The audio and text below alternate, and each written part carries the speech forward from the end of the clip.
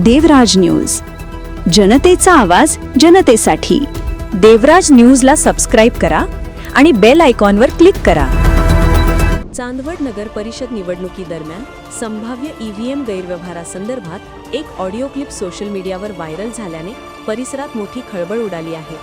या क्लिपमध्ये 1 कोटी रुपयांच्या बदल्यात 11,000 मते मिळू शकतात असा दावा केल्याची चर्चा असून त्यामुळे नागरिकांमध्ये भीतीचे वातावरण निर्माण झाले आहे। ईव्हीएममध्ये कोणत्याही प्रकारे छेडछाड शक्य आहे का याबाबत निवडणूक आयोगाकडूनही स्पष्टीकरण अपेक्षित आहे।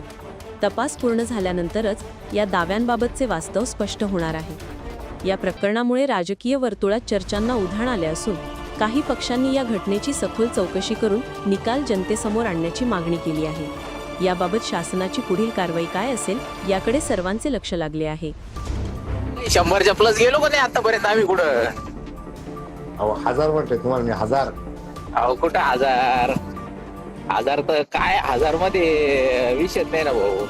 11,000 कुठं, 1000 कुठं? किती मतदान होईल?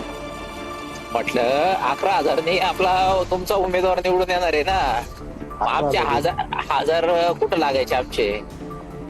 नाही पण मग इतिहासामध्ये दिलं जाईल ना की बुवा अपक्ष उमेदवारांनी एवढी टफ दिलं। बागुलला 13,642 मतदान आहे। कोणाला? बागुलला 13,642? हो, डायरेक्ट कन्फर्म? कन्फर्म। अरे बापरे, डायरेक्ट 13,642? काय बात करतो? मग मी काय म्हणतो 2-4 लाख रुपये। टीम देवराज न्यूज।